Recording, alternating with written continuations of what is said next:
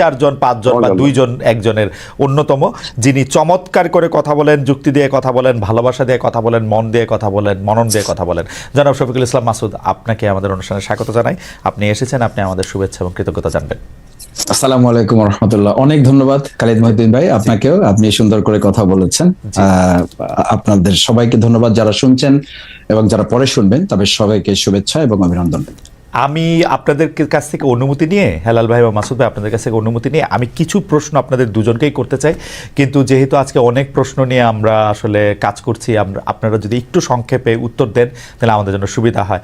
আমি প্রথমে জনাব শফিকুল ইসলাম মাসুদ আপনার কাছে যেতে চাই এবং একটি ছোট প্রশ্ন করতে চাই যে জাতীয় নির্বাচন কবে চান, ডেট? জাতীয় নির্বাচন তো আসলে আমাদের এখন যেটা প্রয়োজন হচ্ছে কি, যে নির্বাচনটা অংশগ্রহণমূলক, স্বচ্ছ এবং জনগণের প্রত্যাশার আলোকে হওয়াটা প্রয়োজন।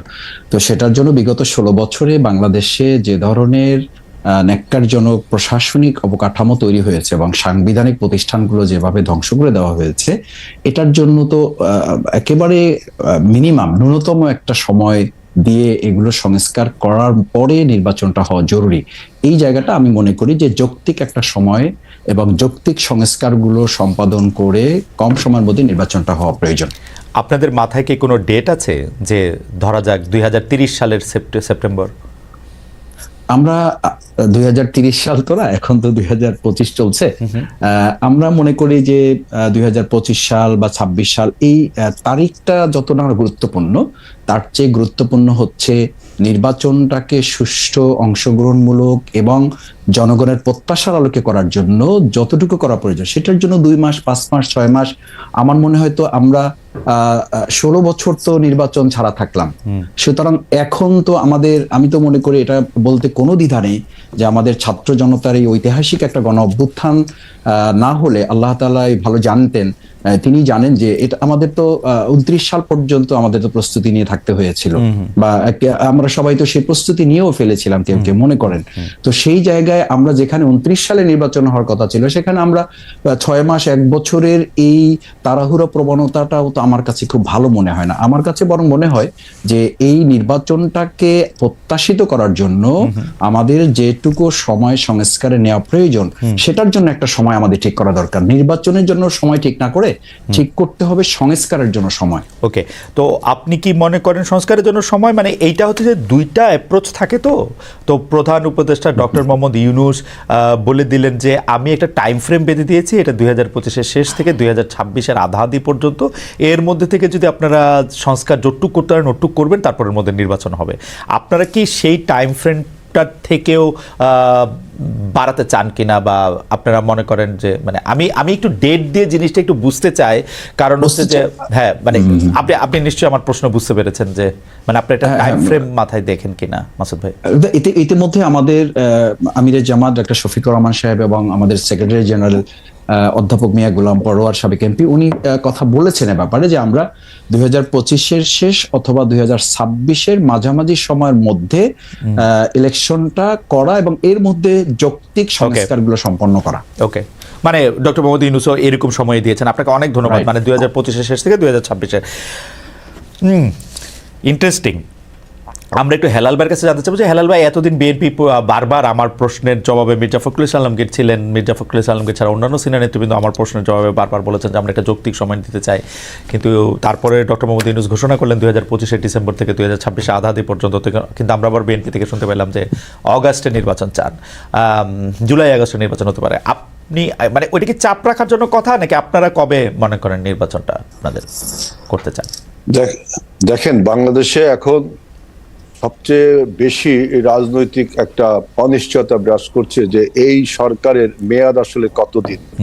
আর আপনি যে কোশ্চেনটা করলেন যে সব নির্বাচন কতদিন পরে হতে পারে, আপনি দেখেছেন যে রাজনৈতিক যে অনিশ্চয়তা এবং রাজনৈতিক যে শূন্যতা তৈরি হয়েছে, এই শূন্যতার মধ্যে অনেক ষড়যন্ত্র এবং প্রতিবিপ্লবী সিনড্রোম আপনারাও দেখেছেন আর জনগণও দেখেছে। এখন এই ষড়যন্ত্র এবং প্রতিবিপ্লবী সিনড্রোমের ফলে সরকারের পারফরমেন্সেরও ঘাটতি দেখা দিচ্ছে। না হেলাল ভাই মাফ করবেন, হেলাল ভাই মাফ করবেন, আমি একটা কথা বলতে চাই, হেলাল ভাই মাফ করবেন, আমি শুধু একটা কথা বলতে চাই, যেহেতু আপনি আমার কথা বলেছেন যে ষড়যন্ত্র দেখতে পাচ্ছে, আমি ষড়যন্ত্র দেখতে পাচ্ছি না, কিন্তু আসলে ষড়যন্ত্র করলে বিএনপি করতেছে এরকম মনে হচ্ছে, সেটা পরে কথা বলবো। না, আচ্ছা, ওই আপনি দেখেন আমাদের, আপনি ডেটটার কথা বলি, যে ডক্টর ইউনূস একটা ধোঁয়াশা সৃষ্টি করলেন ডেট নিয়ে, যে আপনার 2টা ডেট দিলেন উনি, ক্লিয়ার করলেন না, এবং কিভাবে নির্বাচনটা হবে তার একটা পরিষ্কার ধারণাও দিলেন না। আমরা কিন্তু প্রথমে বলেছি যে ন্যূনতম সংস্কার করে, অর্থাৎ নির্বাচন একটি সুষ্ঠু, ফ্রি, ফেয়ার, ক্রেডিবল ইলেকশন করার জন্য যতটুকু সংস্কার প্রয়োজন ততটুকু সংস্কার করে আমরা প্রথমে বলেছিলাম যৌক্তিক সময় যখন আপনারা ডেফিনেশন ছিলেন, তখন আমরা বললাম যে অগস্টের মধ্যে নির্বাচন হওয়া সম্ভব, এবং কেন সম্ভব সেটাও বললাম, যে এখন নির্বাচনের যে আপনার ভোটার লিস্টের হালনাগাদ এটা চলছে, এটা হয়তো 1 মাসের মধ্যে শেষ হয়ে যাবে। এখন নির্বাচন কমিশনকে আপনার স্ট্রেনথেন করবার জন্য নির্বাহী বিভাগ ও ল এনফোর্সিং এজেন্সির বিভাগকে যদি আপনি নির্বাচন কমিশনের কাছে ক্ষমতা প্রদান করেন, তাহলে এখন একটা সুষ্ঠু নির্বাচন সম্ভব। কারণ অতীতে 3 মাসে এরকম অন্তর্বর্তীকালীন সরকার আর তত্ত্বাবধায়ক সরকার, যে নামেই ডাকুন, ক্যারেক্টার একই, নিউট্রাল সরকার, অতীতে 3 মাসের মধ্যে নির্বাচন করা সম্ভব হয়েছে। আর আপনি যেটা বলছেন যে আপনি ষড়যন্ত্র বলছেন বিএনপি করছে, দেখেন আমাদের দেশের এই পরিবর্তনকে আমাদের প্রতিবেশী রাষ্ট্র ভারত কিন্তু ভালোভাবে নেয়নি, সেখান থেকে ষড়যন্ত্র, বিভিন্ন রকম অপপ্রচার চলছে আমাদের দেশে, অন্যায়ভাবে বলছে যে এথনিক ক্লিনজিং হচ্ছে, পলিটিক্যাল ক্লিনজিং, না হেলাল ভাই আপনি এটা ঠিকই বলছেন, হেলাল ভাই আপনি এটা ঠিকই বলছেন, এবং হেলাল ভাই আপনি এটা ঠিকই বলছেন। আমি আরেকটা কথা বলি, দেখেন আমরা কিন্তু বলেছি যে আপনার এই পরাজিত মাফিয়া, এই মাফিয়া মাথা পালিয়ে গেছে, লেজ রয়ে গেছে, এই লেজে যারা রয়ে গেছে তারা প্রশাসন সহ বিভিন্ন জায়গায় পদায়ন হয়ে রয়েছে, এবং বিভিন্ন রকম প্রতিবিপ্লবী সিনড্রোম আপনার দেখতে জুলাই আগস্টের নির্বাচন সরকার, সেজন্য আমরা বলছি যতদিন খুব দ্রুত যদি রাজনৈতিক সরকারের কাছে ক্ষমতা হস্তান্তর না হয়, তাহলে আমাদের অভ্যুত্থান ব্যাহত হয়ে যেতে পারে। আমাদের এই অভ্যুত্থান যাতে চেতনা, আমাদের অভ্যুত্থানের চেতনা ছিল কি, একটি রাইট টু ভোট। আমরা এই কথা আসবো হেলাল ভাই, আপনি জুলাই আগস্টের নির্বাচন চান, মানে আপনারা? আমরা প্রথমে যৌক্তিক সময় বলেছিলাম, এখন বলছি জুলাই আগস্টের মধ্যে করতে হবে, এবং ডক্টর ইউনূস সরকারকে বলেছি আপনি যে 2টা ডেট দিলেন, এই 2টা ডেটে আপনি কিভাবে নির্বাচন করবেন, কি কি সংস্কার করবেন, ডক্টর ইউনূসের দায়িত্ব না, ডক্টর ইউনূসের দায়িত্ব না, এটা নির্বাচন কমিশন বলবে। টাইম ফ্রেম দিয়েছে, আমার এটা বক্তব্য, নির্বাচন কমিশন দেখেন বলেন যে সরকার যখন বলবে তখন তারা নির্বাচন, হ্যাঁ সরকার বলে দিয়েছে তো, সরকার বলে দিয়েছে তো টাইমটা। এইবার নির্বাচন কমিশন 3 মাস 4 মাস 5 মাস 6 মাস আগে ঠিকই বলবে, আপনারা একটু ধৈর্য ধরেন। নির্বাচন না, এখানে আমরা কিন্তু অধৈর্য ধরছি, আমরা দেশের আপনি এখন অগস্ট মাসে নির্বাচন চান, আমরা একটু মুভ ফরওয়ার্ড করতে না, অগস্টে নির্বাচন চান, অগস্ট মাসে নির্বাচন, এটা বন্যা বর্ষা সবগুলোর মধ্যে, বন্যা বর্ষার মধ্যে কি মানুষ রাজনীতি মিছিল মিটিং করে না? এটা তো সে আপনি 4 মাস পরে হলে হবে না হালাল ভাই, 4 মাস পরে হলে হবে না, 4 মাস পরে হলে হবে না, এটা ডিসেম্বরে হলে হবে না, ভালো হবে না নির্বাচন। হ্যাঁ, কারণ যদি 4 মাস পরে না হয়, ডিসেম্বর দিকে হয়, তখন এত, আমি বললাম যে এই সরকারের পারফরমেন্সের যে ঘাটতি আছে, তিনি যে এই সরকার চালাতে পারছেন না, রুটিন ওয়ার্কটাও করতে পারছেন না, কত রকম এই সরকার একটা অন্তর্বর্তীকালীন সরকার, মনে হচ্ছে না এই সরকারের কাছে যত দাবি দেওয়া মানুষের, এতদিন যারা 17 বছর বঞ্চিত ছিল, রিয়েলি তারা বঞ্চিত ছিল, তারা দাবি দেওয়া পেশ করতে শুরু করেছে, এবং সরকারের একটা অদক্ষতার কারণে কিন্তু এই দাবি দেওয়াগুলো শুরু হয়েছে। আপনি দেখেন 8ই আগস্টে যখন সরকার গঠন হলো, তার পরের দিনই সরকার ছাত্রদেরকে অটো পাস করার পারমিশন দিলেন, ছাত্রদের একটা আন্দোলনের ফলে। এই যে সরকারের অদক্ষ একটা আপনার সিদ্ধান্তের ফলে সমস্ত বঞ্চিত শক্তিগুলো এখন সরকারের উপরে, আপনি বলছেন যে সরকার অদক্ষ শক্তির জন্য।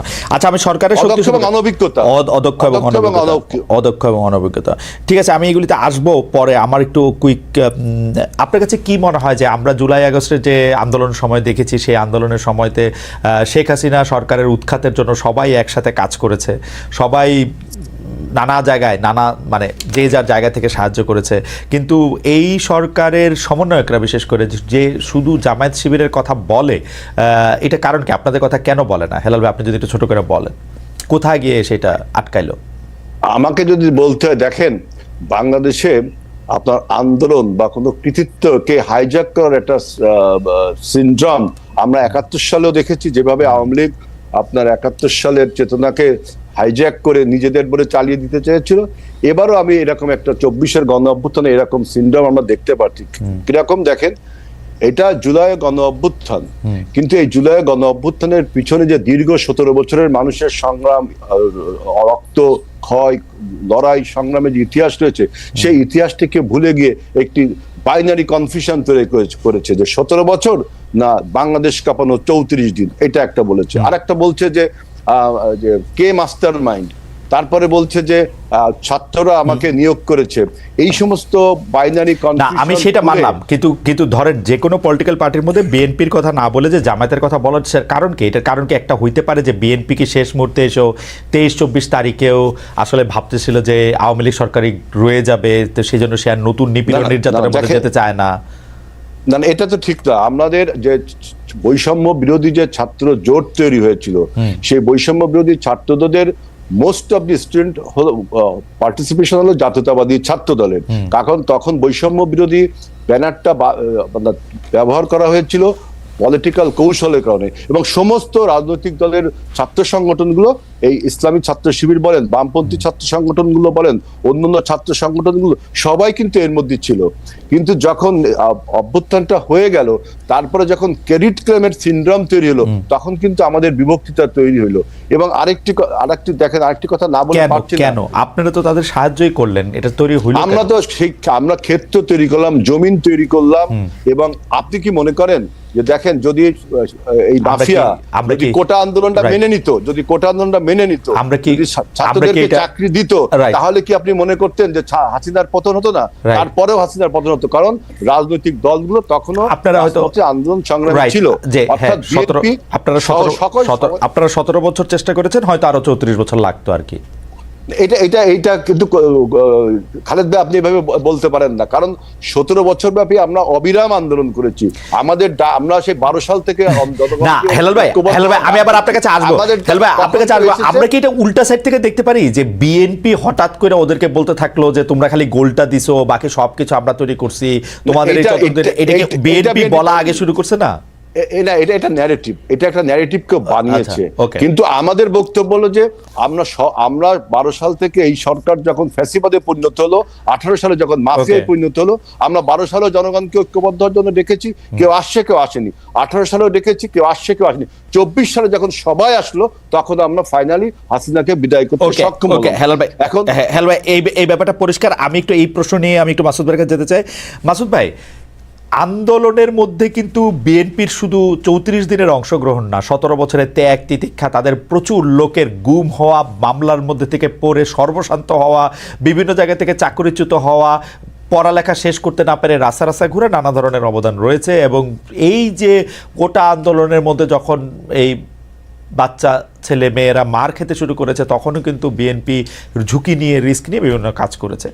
কিন্তু আমরা কিন্তু খুব দেখলাম যে এদের মধ্যে থেকে সম্পর্কটা বেশি হয়েছে আপনাদের সঙ্গে, অর্থাৎ জামায়াত শিবিরের সঙ্গে। আমরা দেখলাম যে প্রত্যেকটা শিক্ষাঙ্গনে জামায়াতের কথা মতো বা জামায়াত যাদেরকে নিয়োগ করতে চায় সেই রকম ভিসি, প্রক্টর, প্রভিসি সেরকম আসতেছেন। স্বাস্থ্যক্ষেত্রে আমরা দেখতেছি যে জামায়াতের দেয়া লিস্ট দিয়ে বিভিন্ন জায়গায় গুরুত্বপূর্ণ জায়গায় এটি পদায়ন হচ্ছে। তারপরে কিছুদিন পরে আমরা দেখলাম সমন্বয়করা ওপেনলি বলতেছেন যে জামায়াত শিবিরই আসলে আমাদেরকে এখানে সাহায্য করেছে। সমন্বয়কদের মধ্যে এটা আপনারা উল্লেখযোগ্য অংশ দেখলাম যারা স্লিপিং এজেন্ট হয়ে ছাত্রলীগের মধ্যে ছিল। এটাকে আপনি কিভাবে দেখেন? যে না, আপনি কি মনে করেন জামায়াত শিবিরের নেতৃত্বে যদি এই আন্দোলন হতো তাহলে এই আন্দোলন সফল হতো? ধন্যবাদ খালেদ মহিউদ্দিন। দুটো বিষয়, একটা হচ্ছে প্রথমত আমাদের সংগঠনের পক্ষ থেকে আমরা প্রথম থেকে বলে আসছি যে এই 2024 সালের জুলাই আগস্টের যে গণঅভ্যুত্থান, এটা কোনো একটা দলের ক্রেডিট হওয়ার কথা না। এটা হচ্ছে এদেশের ছাত্র জনতার যৌথ আন্দোলনের ফসল, এবং এটাই জনতার, এদেশের মানুষের ক্রেডিট, এদেশের ছাত্র জনতার ক্রেডিট। দুই হচ্ছে আমিরে জামাত ডাক্তার শফিকুর রহমান খুব ক্লিয়ারলি এবং সেভারাল টাইম এটা বলেছেন, রিপিটেডলি বলেছেন যে আমাদের এই শহীদেরা কোনো দলের সম্পদ না। আমরা কখনোই আমাদের যে হিসাব নিতে বলা হয়েছে যে থানা থেকে, বিভাগ থেকে, ডিস্ট্রিক্ট থেকে, ঢাকা সিটিগুলো থেকে, এবং তাদের পাশে দাঁড়ানোর প্রত্যেকটা ইস্যুতে আমরা বলেছি যে যারা শহীদ হয়েছেন তারা আমাদের দলের বা ব্যক্তির বা কোনো গোষ্ঠীর সম্পদ না, তারা হচ্ছেন দেশের সম্পদ। সেকেন্ড থিং হচ্ছে, দেখেন আপনি খেয়াল করবেন যে আমাদের এই জুলাই আগস্টের গণঅভ্যুত্থানের পরে আজকে যে নার্জিপটা তৈরি হয়েছে সেখানে বলা হচ্ছে বিশ্ববিদ্যালয়, মেডিকেল এগুলোতে জামাত ইসলামী, ইসলামী ছাত্র শিবিরের কোনো প্রাধান্য বা জামাতিকরণ বলে একটা কথাও এখন কেউ কেউ বলছেন। এটা খুব দুর্ভাগ্যজনক এ কারণে যে আমি একদম তালিকা করে আপনাকে বলতে পারবো যে ঢাকা বিশ্ববিদ্যালয়ে একজন একাডেমিশিয়ানকে দেওয়া হয়েছে, এর বাইরে প্রত্যেকটা বিশ্ববিদ্যালয় একদম ধরে ধরে বিএনপি সমর্থিত যারা, তাদেরকে সেখানে ভাইস চ্যান্সেলর সহ তাদেরকে বসানো হয়েছে। তো কিন্তু মাসুদ ভাই, আমি একটা কথা বলি, কেউ জামাত করে কিনা গুরুত্বপূর্ণ, সেটা তো আমরা 15 বছর পরে জানতে পারবো। কারণ এই যে ধরেন সমন্বয়কদের মধ্যে যারা জামায়াত করতো সেটা তো আমরা এখন জানতে পারতেছি। বা এই জন্য না, মানে ব্যাপারটা জামাতের ব্যাপারটা এরকম যে জামায়াত শিবির একটু স্লিপিং এজেন্ট হিসেবে থেকে যায় দলের মধ্যে। না, জামাত স্লিপিং এজেন্ট হিসাবে থাকার প্রশ্ন না, প্রশ্নটা হচ্ছে বৈষম্য বিরোধী ছাত্র আন্দোলনে আসলে কেউ তো ব্যানার নিয়ে দাঁড়ায়নি, এবং দাঁড়ানোটা তারাও প্রয়োজন মনে করেনি, অন্য ছাত্র সংগঠন কেউই এটা ঠিক মনে করেনি যে এখানে আমরা বৈষম্য বিরোধী ছাত্র আন্দোলন, ছাত্র জনতার একটা যৌথ অভ্যুত্থানের মাধ্যমে সরকারকে পতন ঘটানোটা টার্গেট ছিল। সুতরাং সেখানে স্লিপিং অথবা আপনি শোয়িং দুটোর কোনোটাকেই তো আপনি এখানে আইডেন্টিটি করার দরকার নাই, কারণ প্রয়োজনীয় তো হয় নাই। সুতরাং তারপরে যেটা হয়েছে যে জামাত ইসলামী, ইসলামী ছাত্র শিবিরকে আমরা জনগণের হাতে ছেড়ে দিয়েছি যে তারা ঠিক করবে। কারণ 15 বছর আমরা তো দেখেছি যে আওয়ামী লীগ মুক্তিযুদ্ধকে, মুক্তিযোদ্ধাদেরকে তাদের ব্যক্তিগত, পারিবারিক, দলীয় সম্পদ বানিয়ে পুরো এই মুক্তিযুদ্ধ এবং মুক্তিযোদ্ধাদেরকেই বিতর্কিত করেছে, এবং তাদেরকে প্রশ্নবিদ্ধ শুধু করে নাই, তাদেরকে লাঞ্ছিত করেছে, এবং এটাকে একটা মানুষের খুব মানে ঘৃণীয় পর্যায়ে নিয়ে গেছে। আমরা মনে করি যে 2024-এর এরকম একটা বড় অর্জনও কোন একটা দল বা ব্যক্তি বা গোষ্ঠীর জায়গা না গিয়ে এটা জাতীয় একটা সম্পদের মতো করে থাকুক, সকলের সম্মানের জায়গায় থাকুক। এরপরে যদি কোনো ব্যক্তি এই 2024-এর যে গণ অভ্যুত্থানের যে ইয়াটাকে, আমি আগেরটা একটু জিজ্ঞেস করি, মুক্তিযুদ্ধটা কি থাকা উচিত তাহলে? মুক্তিযুদ্ধটা দেশের মানুষের সম্পদ হবে। আপনি বলছেন যে আওয়ামী লীগের সম্পদ, আওয়ামী লীগ এটাকে নিজস্ব সম্পদ করতে চাইছিল, কুক্ষিগত করতে চাইছিল। আপনারা তো আওয়ামী লীগের যে ন্যারেটিভ ছিল যে ওরা না থাকলে কি হবে, সেটা প্রমাণ করার জন্য তো মানে ব্যস্ত হয়ে গেছেন আমি দেখতে পাচ্ছি। ইসলামিক ছাত্র শিবিরের এটাকে প্রত্যাহার করা হয়েছে প্রকাশনাটা, কিন্তু আমি ইসলামিক ছাত্র শিবিরের সেক্রেটারিকে নিজের মুখে বলতে শুনছি যে এটা কেন জাস্টিফাই না আসলে ওইটা এখানে থাকার জন্য। আপনি জানেন যে এটার মধ্যে থেকে ও নিজের মুখে উনি বলছেন টেলিভিশনে যে এটা একটা ধারাবাহিকতার একটা অংশ, একটা লেখক এটা মনে করছেন, আমাদের মধ্যে থেকে এটা এরকম নানা ধরনের এটার মধ্যে এটা হয়। এবং সেই বক্তব্য কি ছিল? মুসলমানরা ভুল পথে গিয়ে এই মুক্তিযুদ্ধ করছে, আল্লাহ মুসলমানদের হেদায়েত করুক বা এটাতে এটা ভালো হোক, তাই তো? না, এটা এখানে তো প্রাসঙ্গিক তো বিষয়, এটা অন্যদিকে আপনি গেলেন। সেটা হচ্ছে আপনি মুক্তিযুদ্ধটা নিয়ে আপনাদের অবস্থা কি ক্লিয়ার মাসুদ ভাই? আপনাদের অবস্থা কি ক্লিয়ার? বিষয় আমাদের ক্লিয়ারটা হচ্ছে যে আমি বলেছি যে মানে এই কথাটা তো ঠিক যে মুক্তিযুদ্ধ এবং মুক্তিযোদ্ধাদের মতো এত সম্মানিত এই জায়গাটাকে আওয়ামী লীগ এটাকে বিতর্কিত, প্রশ্নবিদ্ধ করেছে এবং একটা নিন্দনীয় জায়গায় নিয়ে গেছে তাদের দলীয় সম্পদের উপর। আমি যেটা বোঝাতে চেয়েছি আপনাকে, প্রথম কথাটা আমাদের ন্যাশনকে, আমাদের মেসেজটা তো ক্লিয়ার করতে হবে। আমরা বোঝাতে চাই যেটা যে 2024-এর এই অর্জনটাও যেন আমরা কোনো ব্যক্তি, দল, গোষ্ঠী, রাজনীতির কোনো মার প্যাচে এটা যেন বিতর্কিত না হয়, এটা যেন প্রশ্নবিদ্ধ না হয়। সেই জায়গায় 1971 সালে বাংলাদেশ জামাত ইসলামীর অবস্থান আমরা বহুবার প্রকাশ করেছি, বহুবার পরিষ্কার করেছি। আমরা আমাদের কথা স্পষ্ট করেছি যে দেশের স্বাধীনতা, সার্বভৌমত্বকে ধারণ করে বাংলাদেশ জামাত ইসলামী, ইসলামী ছাত্র শিবির তার রাজনৈতিক কর্মকাণ্ড পরিচালনা করে। এবং সেই কারণে আপনি দেখেন যে 2024-এর এই গণ অভ্যুত্থানের মাত্র কয়েকদিন আগে আমাদেরকে নিষিদ্ধ করা হলো। কাউকে নিষিদ্ধ করা না, আমাদের করা হলো এই কারণে যে তখনকার আন্দোলন সংগ্রামে বাংলাদেশ জামাত ইসলামী, ইসলামী ছাত্র শিবিরকে সরকার এবং তৎকালীন গোয়েন্দা সংস্থার রিপোর্ট অনুযায়ী তাদের কাছে মনে হয়েছে দেশপ্রেমের সামগ্রিক চেতনাটাকে বাংলাদেশ জামাত ইসলামী, ইসলামী ছাত্র শিবির লোকেরা ধারণ করে এই কাজটা করছে। আর ছাত্র শিবির তার ছাত্র সংবাদের প্রকাশনা যেটা করেছে এটা একটা বিচ্ছিন্ন ঘটনা। আমি মনে করি যে তাদের এখানে একজন গবেষক একটা লেখা লিখেছে এবং তারা এটা পরে যখন বুঝতে পেরেছে বা এটা তাদের নজরে এসেছে, না আমি একটু খালিদ, আমি বলছি যে যখন তাদের নজরে এসছে তারা প্রত্যাহার করেছে এবং এটার জন্য তারা দুঃখ প্রকাশ করেছে। This is enough. এখন আমি যদি আপনাকে আরো ধরি যে এটা তো এই নেগেটিভটাকে যদি আপনি ওভাবে নেন, আমি এটা মানে শ্রদ্ধা রেখেই বলছি যে আমাদের এখন বাংলাদেশ জাতীয়তাবাদী দল বিএনপি ওনাদের ওখানে যে মহাসচিব হিসাবে শ্রদ্ধেয় মির্জা ফখরুল ইসলাম আলমগীর সাহেব উনি কাজ করছেন, ওনার বাবা সম্পর্কে আমাদের কাছে কি মেসেজ আছে? তো সেজন্য কি বিএনপি কে এখন ক্ষমা চাইতে বলতে হবে, বা আমরা কি বলবো যে মির্জা ফখরুল সাহেবের শ্রদ্ধেয় মরহুম পিতা মির্জা রুহুল আমিন চোখা মিয়া 1971 সালে উনি ঠাকুরগাঁ জেলার অন্যতম স্বাধীনতা বিরোধী হিসাবে 710 জনের একজন ছিলেন। একটু শেষ করছি যে এই কারণে কি এখন বিএনপি কে আমরা ধরবো? আমাদের নেতৃবৃন্দকে ফাঁসি দেওয়া হয়েছে, তার সাথে তো সালাউদ্দিন কাদের চৌধুরী শহীদ, ওনাকেও ফাঁসি দেওয়া হয়েছে। তাতে কি বিএনপি কে আমরা এখন বলবো যে তাকেও ক্ষমা চাইতে হবে, বা স্বাধীনতা বিরোধিতা নিয়ে তাদের মধ্যেও কনফিউশন আছে? না মাসুদ ভাই, ব্যক্তি আর দলের অবস্থা তো ভিন্ন। আমরা 1971 সালে জামায়াতে ইসলামী মুক্তিযুদ্ধের চলাকালীন সময়, তারপরে বিভিন্ন সময় বিভিন্নভাবে স্টেটমেন্ট দিয়ে দল হিসাবে যেটা বলেছে, আমরা যখনই প্রশ্ন করি আপনারা বলেন যে ব্যাপারে জামাত ইসলামের অবস্থান পরিষ্কার, কিন্তু পরিষ্কারটা আপনি একটু বলেন তো, আমরা একটু শুনি যে পরিষ্কার অবস্থাটা কি 1971 সালে কি আপনারা যা করেছিলেন তা ঠিক করেছিলেন? না, পরিষ্কারটা হচ্ছে এই যে বাংলাদেশ তখন যে অবস্থার প্রেক্ষিতে স্বাধীন হয়েছিল, মাওলানা ভাসানী রাহিমাহুল্লাহ উনি তো পরিষ্কার বলেছেন যে তখন 70-এর যে ভোট, আপনি নিশ্চয়ই আরো ভালো জানবেন, সেই 70-এর ভোটে তো তিনি এই স্লোগান দিয়েছিলেন যে ভোটের বাক্সে লাথি মারো, বাংলাদেশ কায়েম করো।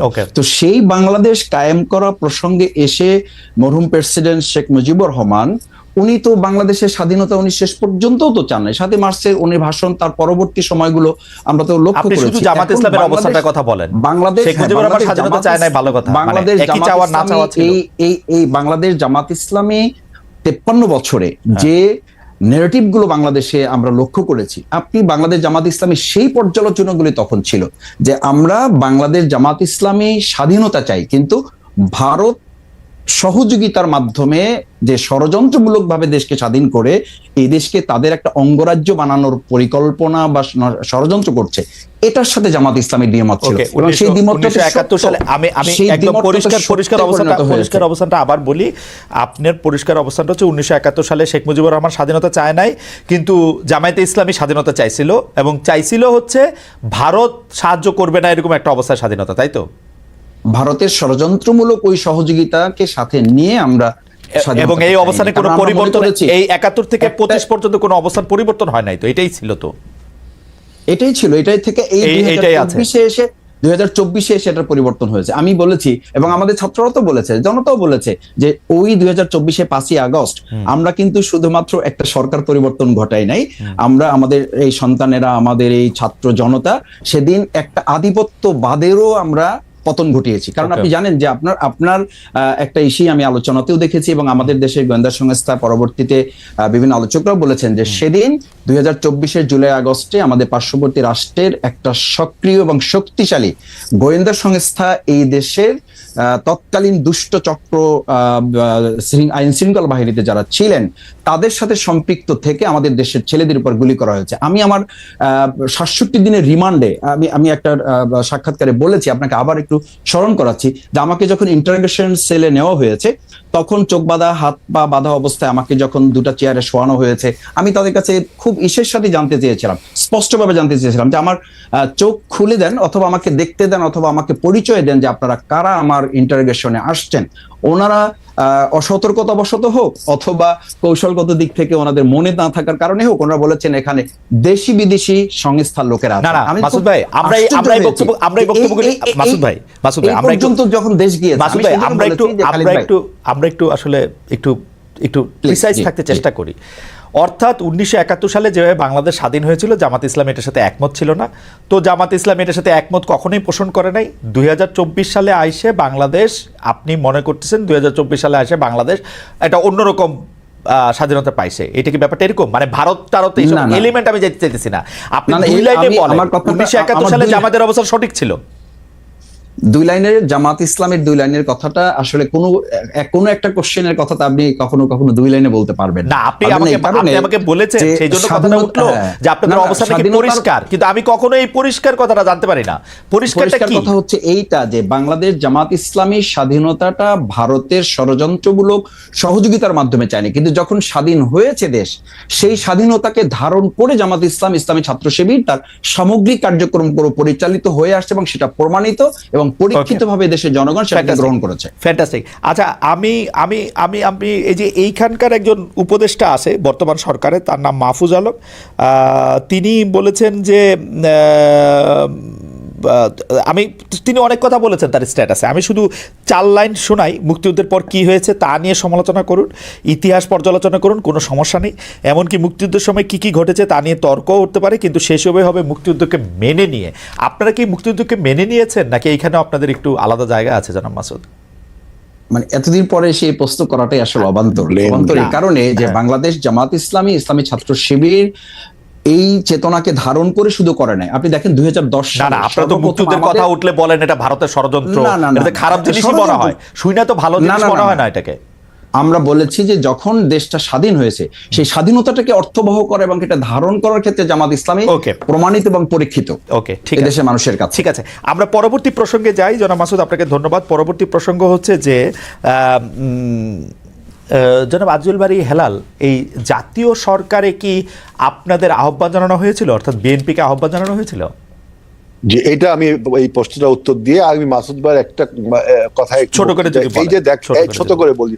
এই যে দেখেন যে আমাদের অভ্যুত্থানের শক্তিগুলোকে বিরুদ্ধে যে অনৈক্য তৈরি করা হচ্ছে ব্লেম গেমের মাধ্যমে, যেভাবে আওয়ামী লীগ আপনার মুক্তিযোদ্ধাদের নিয়ে ব্লেম গেম করেছিল যে অমুক মুক্তিযোদ্ধা তমুক রাজাকার, আমি জামাতে ইসলামের মাসুদের এই বক্তৃতার মাধ্যমে সেই একটা প্রতিধ্বনি শুনতে পাচ্ছি যে বিএনপির মহাসচিবের পিতার ব্যাপারে যে কথা বলা হচ্ছে, এই ফ্যাক্ট চেকিং না করে আপনার যে প্রোপাগান্ডা মেশিন এখন তৈরি হয়েছে বাংলাদেশে, তার উপর ভিত্তি করে কথা বললো। আপনি দেখেন, আমি প্রতিধ্বনি এই জন্য বললাম যে 71 সালে একটা রাজনৈতিক দল দেশ ছেড়ে পালিয়ে গেল ভারতে, আরেকটি রাজনৈতিক দল স্বাধীনতার বিরুদ্ধে থাকলো, আর আমাদের নেতা শহীদ প্রেসিডেন্ট জিয়াউর রহমান যুদ্ধ করলো। এখন সেই দলের দিকে এই দুটো দলই, একটা পরাজিত শক্তি আর একটা হলো পালিয়ে যাওয়া। এই কথা কি হিস্টোরিক্যালি ঠিক? এই কথা কি হিস্টোরিক্যালি ঠিক হেলাল ভাই? জিয়াউর রহমান সাহেব ক্ষমতায় থাকার জন্য, মরহুম প্রেসিডেন্ট জিয়াউর রহমান সাহেব ক্ষমতায় থাকার জন্য সমগ্রভাবে যে রাজনৈতিক দলটার, যে রাজনৈতিক আদর্শটার, যে রাজনৈতিক কাঠামোটার সাহায্য চাইলেন, সেটা হচ্ছে জামায়াতে ইসলামী। আপনি এটা আপনি কোন ইতিহাস থেকে বলছেন? আপনি আমার চেয়ে ভালো জানেন। 78 সালে আপনি ইতিহাস দেখেন। আমি বলছি জনাব গোলাম আজমের ফিরে আসা থেকে শুরু করে পুরোটা দেখেন। আপনি শোনেন, আমরা যখন বাংলাদেশে যখন আপনার একদলীয় শাসন ব্যবস্থার ভিতর ঢুকে গেল, তখন আমরা মাল্টিপার্টি ডেমোক্রেসি সৃষ্টি করলে অন্যান্যরা ধর্মভিত্তিক রাজনৈতিক দল, এমনকি বামপন্থী যে সমস্ত গোপন সংগঠন, তারাও রাজনীতি করার সুযোগ পেল। আর আমি যেটা বলছি যে ব্লেম গেমের কথা, যে আওয়ামী লীগ যে ব্লেমটা দিত যে অমুক রাজাকার, বিএনপিকে লক্ষ্য করে বলতো, অথচ আওয়ামী লীগ কিন্তু আপনার এদেশ মুক্তিযুদ্ধের সময় ভারতে পালিয়ে গেল, কলকাতায় পালিয়ে গেল, আরেকটি দল বিরোধিতা করলো এই স্বাধীনতা যুদ্ধের। এই দুটি দলেরই উদ্দেশ্য হলো আপনার যারা অস্ত্র হাতে যুদ্ধ করলো, যে দলের প্রতিষ্ঠাতা, তার নেতাকর্মীকে নিয়ে একটা ব্লেম গেমে চলে গেল। আপনি এটা হেলাল ভাই, আপনি এটা বললে হবে না। জিয়াউর রহমান সাহেব, গোলাম আজম সাহেবের কে দেশে ফিরিয়ে আনা, তাকে রাজনীতি করার সুযোগ দেওয়া, বাংলাদেশকে রাজনৈতিক আদর্শের ক্ষেত্রে জামায়াতে ইসলামীর রাজনৈতিক আদর্শকে হায়ার করা, জনাব শাহ আজিজুর রহমানকে প্রধানমন্ত্রী করা। আজিজুর রহমান কিন্তু ভোটের মাধ্যমে, আপনি যদি ইতিহাসটা পড়েন, আপনার 79 পার্লামেন্টে যারা নির্বাচিত হয়েছিল, তারা ভোটের মাধ্যমে শাহজিজকে প্রধানমন্ত্রী। ওই ভোটের কথা বলেন না হেলাল ভাই। ওই ভোটের কথা না, কেন আপনার এটা তো ডেমোক্রেসি, আপনি ওই ভোটের কথা, ওই ভোটের কথা বলা না বলা একরকমই। পার্লামেন্টে যারা সদস্য ছিল, তারা ভোটের মাধ্যমে শাহজিজকে প্রধানমন্ত্রী করেছিল। আমরা যদি মাল্টিপার্টি ডেমোক্রেসি না করতাম, তাহলে তো সেই একদলীয় শাসন ব্যবস্থা ছিল। এখন একদলীয় শাসন ব্যবস্থাকে এই সরকার আপনাকে জাতীয় সরকার, এই জাতীয় সরকার আমন্ত্রণ জানিয়েছিল না, জাতীয় সরকার এখন আমি দেখলাম যে নাহিদ ইসলামের একটা স্ট্যাটাসে দেখলাম যে সে বলছে তারা নাকি জাতীয় সরকারের আমন্ত্রণ জানিয়েছিল। আমার প্রথম বক্তব্য হলো, বিএনপি 22 সালে যখন 31 দফা সংস্কার প্রস্তাব দেয় তখন তারা বলেছিল, আমরা বলেছিলাম যে after the election we will make a national government. সুতরাং আপনি যদি প্রস্তাব দিয়েও থাকেন তাহলে আমাদের কমিটমেন্ট বা আমাদের রাজনৈতিক কর্মসূচির সাথে মিলছে না। আর একটা কথা, নাহিদ ইসলাম বলছে যে সে তখন গণভবনে ছিল আর আপনার মিটিং হয়েছে আপনার ক্যান্টনমেন্টে, তাহলে তিনি এই কথা জানেন কিভাবে? আমরা তো এই কথা শুনিনি কখন যে 5ই আগস্টে যে হেলাল ভাই মানুষের জানার নানা রকম সোর্স থাকতে পারে। আপনি আমাকে সোজা কথা বলেন, আপনারা যদি ইলেকশনের পরে জাতীয় সরকার করেন, ইলেকশনের আগে জাতীয় সরকার হইতে আপনাদের অসুবিধা কি? আপনারা কি জাতীয় সরকার হইলে আপনাদের সবসময় আপনাদেরই প্রধান থাকতে হইব?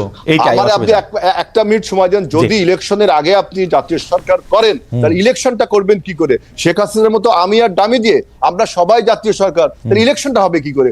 সবাই মিলেই করবে। কিভাবে ইলেকশন?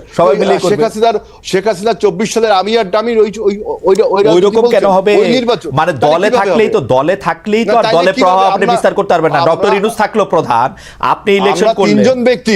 আমরা তিনজন ব্যক্তি আমরা যদি জাতীয় সরকার গঠন করি, আবার তিনজন নির্বাচনে অংশগ্রহণ করলাম, তাহলে আপনার নির্বাচনের কনফ্লিক্ট অফ ইন্টারেস্ট হচ্ছে এখানে। এটা হয় না, এটা তো পলিটিক্যালি রং। সারা পৃথিবীতে তো ক্ষমতায় থাইকেই ইলেকশন করে, অসুবিধা কি?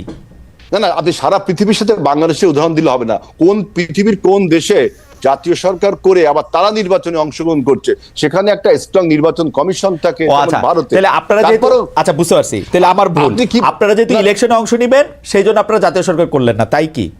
ইলেকশনে অংশ আমি জাতীয় সরকার করলে আপনি আমি সবাই যদি জাতীয় সরকারে অংশগ্রহণ করি, ইলেকশনে করবো কার সাথে? সরকারের সাথে সরকারের ইলেকশন, এটা তো পলিটিক্যালি একটা রং আইডিয়া। এটা তো টোটালি পলিটিক্যালি রং আইডিয়া। বাংলাদেশে কি কোনোদিন এরকম একটা হইতে পারবে না যে 10টা দল মিলে একটা ইলেকশন কালীন সরকার তৈরি হবে? এটা হইতে পারবে না? শোনেন, সেটার জন্য আপনাকে সময় দিতে হবে, আরো সময় নাই। এখন যে ট্রানজিশনাল পিরিয়ডে আমরা রয়েছি, একটা মানে যুগ সন্ধিক্ষণে আমরা রয়েছি। এখন আমাদের এই বিপ্লবকে, আমাদের আন্দোলনকে, আমাদের অভ্যুত্থানকে যদি সুসংহত করতে হয়, তাহলে অবশ্যই যে রাজনৈতিক শূন্যতা তৈরি হয়েছে সেখানে একটি রাজনৈতিক সরকারের প্রয়োজন। এখন আপনি যদি জাতীয় সরকার গঠন করেন আগে, তাহলে হাসিনার সাথে আপনার পার্থক্য থাকলো কি? আর আমরা যেটা নির্বাচনে কমিটমেন্ট করেছি আন্দোলনের সময়, আমাদের সাথে যারা যুগপৎ আন্দোলন করে তাদের সবার সাথে আমাদের কমিটমেন্ট রয়েছে, তারাও আমাদের সাথে কমিটমেন্ট করেছে যে after the election we will make a national government. আপনি এখন এই কথা বললে তো হবে না। হেলাল ভাই, এই জামায়াতের সাথে মানে আপনারা সবসময় জামায়াতকে ব্যবহার করেছেন, জামায়াতের শক্তিটাকে নিজেদের মধ্যে আপত্তি করেছেন, রাজপথে আপনারা থাকতে চান নাই, আপনারা বসে বসে চা খেয়েছেন, এয়ার কন্ডিশন রুমে সুন্দর কাপড় চোপড় পরে থেকেছেন। জামায়াত আন্দোলন করেছে, আমি একটু বলি, জামায়াত আন্দোলন করেছে এবং জামায়াত কিন্তু 17 বছর 18 বছর 20 বছর 25 বছর যখন দরকার হয়েছে তখন আপনাদের সার্ভিস দিয়েছেন। কিন্তু জামায়াতের নেতারা যখন ফাঁসির কাস্টে ঝুলেছে, জামায়াতের বিরুদ্ধে যখন বিভিন্ন রকম অন্যায় অত্যাচার হয়েছে, বিএনপি জামায়াতের সাথে একটা বিবৃতি দিয়েও পাশে থাকে নাই। এখন বিএনপি কি এইটা কি মনে করে যে বিএনপি আসলে প্রথমে হলো আপনার বক্তব্য প্রথমটাকে আমি ধরছি যে এটা ঠিক না, যে বিএনপি 17 বছর আন্দোলন সংগ্রাম গুম খুনের শিকার সবচেয়ে বেশি হয়েছে, জামাতের কয়েক শীর্ষ নেতাদের ফাঁসি হয়েছে। আপনি একটা উদাহরণ দেখেন, 28 তারিখে যখন সর্বশেষ 28 অক্টোবর যখন আমাদের উপর যে ভীষণ ক্র্যাকডাউন হলো, আমাদের জনসমাবেশকে ভণ্ড করে দিল, তখন কিন্তু জামাতে ইসলামও যুগপৎভাবে আমাদের সাথে ওইখানে একটা আন্দোলন করেছে। হেলাল ভাই বেয়াদবি না নিলে একটা ছোট্ট রসিকতা করব। হেলাল ভাই বেয়াদবি না নিলে একটা ছোট্ট রসিকতা করব। আমরা 90 এর ঢাকা বিশ্ববিদ্যালয়ের ছাত্র, আপনি আমাদের নেতা, মানে আপনি যেটাকে ক্র্যাকডাউন বলতেছেন 28 অক্টোবর, এর থেকে বড় বড় ঘটনায় তো আপনি চায়ের কাপটাও নামায় রাখেন নাই টেবিলের উপর। কেন আমরা 17 বছর আমরা আপনি চাই খাইতেছিলেন, ধরেন 90-তে যে এই ঘটনা পুলিশ ঘটাইছে, সরি, সেগুলি তো হয়তো আপনি চায়ের কাপটাও নামায় রাখেন নাই, সেটাকে আপনি ক্র্যাকডাউন বলতেছেন 28 অক্টোবরের ঘটনা। না, 28 অক্টোবরে আমি বলছি যে আমাদের উপর যে পরিমাণ ক্র্যাকডাউনটা হলো এবং তার আগেও আপনারা 17 বছর ব্যাপী এই সরকারের বিরুদ্ধে কখনো আমরা থেমে থাকিনি, অবিরাম ভাবে আমরা আন্দোলন সংগ্রাম চালিয়ে গেছি। আমাদের গুম খুন কত হয়েছে দেখেন। এই আপনার লাস্ট যে 34 দিনের যে আন্দোলনে এই সরকার পতন হলো, সেখানেও আমাদের প্রায় 150 নেতাকর্মীকে হত্যা করা হয়েছে এবং এ পর্যন্ত আমাদের বিএনপির 29 লাখ নেতাকর্মীর নামে আপনার মিথ্যা মামলা দেওয়া হয়েছে। কত ইলিয়াস আলীর মতো একজন ছাত্রনেতাকে গুম করেছে, চৌধুরী আলমকে গুম করেছে, না, হেলাল ভাই, কত লোককে গুম এগুলি তো- করেছে, খুন করেছে। হেলাল ভাই, আমরা- এগুলি তো আমাদের- বহুবার বলা আমাদের- হয়েছে, কিন্তু হেলাল ভাই, আমি কিন্তু- আপনার কিন্তু আপনি যখন কনসেন্সের বলেন- কাছে, আমি আপনার না, কনসেন্সের কাছে এটা প্রশ্ন করতে চাই।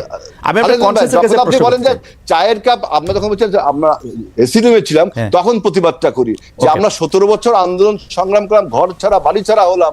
আপনি যদি এখন এটা বলেন, আর আমাদের অন্য অন্য রাজনৈতিক দল তারাও আমাদের সাথে যুগপৎ আন্দোলন করেছে, আমি কাউকে খাটো করে বলছি না, আমি কাউকে খাটো করছি না, কিন্তু 17 বছরে আমাদের এই আত্মত্যাগকে, আমাদের দলের উপর যে পরিমাণ অত্যাচার করা হয়েছে, আমাদের দলকে ধ্বংস করবে জন্য আমাদের Yeah. নেতা, আমাদের নেত্রী না, absolutely. এবং খালেদা জিয়া, যিনি Absolutely. আপনার আজকে বাংলাদেশের ইউনিটির প্রতীক, তার বিরুদ্ধে 33টা মামলা দেওয়া হয়েছে। Absolutely. আমাদের Absolutely. এবং তাকে Absolutely. 7 বছর জেলে রাখা হয়েছে। হেলাল ভাই, আমাদের হেলাল ভাই, থেকে বড় অত্যাচার absolutely. কে হয়েছে? হেলাল ভাই, এখন absolutely. আপনি বলছেন, এখন যারা বলছেন যে তাদের বিরুদ্ধে যখন মামলা হয়, আমরা কিন্তু বলেছিলাম যে মামলাটা আপনার ন্যায্যতার ভিত্তিতে হতে হবে এবং এই মামলায় যেন আচ্ছা, ঠিক আছে। আইনগত আমি দিকটা ইতিহাসের আমরা দিকে- বারবার বলেছি। হেলাল ভাই, হেলাল ভাই, অথচ হেলাল ভাই। দেখেন 111-এ যখন আমাদের নেতাদেরকে গ্রেফতার করা হলো, তখন কিন্তু আমরা আমাদের সহযোগী, আমাদের জোট সঙ্গীত থেকে আমরাও কোনো বিবৃতি পাইনি। এটা আমি বলতে চাচ্ছি না, আপনি বলছেন তাই বলছি। আচ্ছা হেলাল ভাই, আমরা কিন্তু আমি তখন ইতিহাসের দিকে বলছি না যে- যাই। হেলাল ভাই, আমার গলায় ব্যথা, একটু এই জন্য আস্তে কথা কইতে হইতেছে।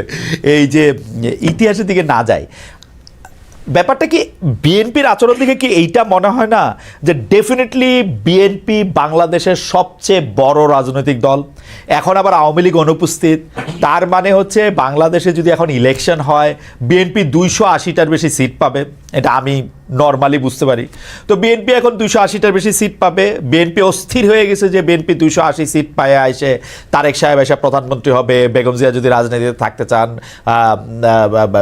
প্রেসিডেন্ট হবেন বা অন্য কোনো কিছু হবেন, জনাব আজিজুল বারী হেলাল বড় একজন মন্ত্রী হবেন বা কী হবেন আমি জানি না, এবং এইটার জন্যই অস্থির হয়ে গেছেন। যেইটার এই জন্য যখনই আমরা সংস্কারের কথা বলি, যখন আমরা বলি আমরা কি একই জায়গায় আসবো, তখন আপনারা এটা পছন্দ করেন না। যখন এইটার মধ্যে এটা বলা হয় যে ভাই আপনাদের সঙ্গে তো জামাত ছিল, আপনাদের সঙ্গে তো বাম দল ছিল, জনাব সাকি ছিল, জনাব নূর ছিল, এগুলি কথা শুনলেও আপনাদেরকে কষ্ট লাগে। আপনার উপর থেকে দেখেন হ্যাঁ তোমাদেরকে দিয়ে দিব না 5-10টা আসন, এরকম একটা ভাব আপনাদের, তাই না হেলাল ভাই? এইটা আপনি বলছেন, এর কোনো সোর্স আমি জানি না, সোর্স থেকে আপনি বলছেন। আপনি যে বলছেন অস্থির, আমরা অস্থির হবো কারণ সমস্ত রাজনৈতিক দল, জামাত ইসলামকে নির্বাচন চাচ্ছে না, বাম সংগঠনগুলোকে নির্বাচন চাচ্ছে না। আর আমরা রাজনৈতিক অভিজ্ঞতা থেকে বলছি যে আপনি 111-এর সময় আপনি দেখেন যেই সরকারটা 2 বছর অন্যায়ভাবে ক্ষমতায় থাকলো, 3 মাসের সরকার 2 বছর থাকলো, সেই 2 বছর থাকার ফলে যে 17 বছরের একটা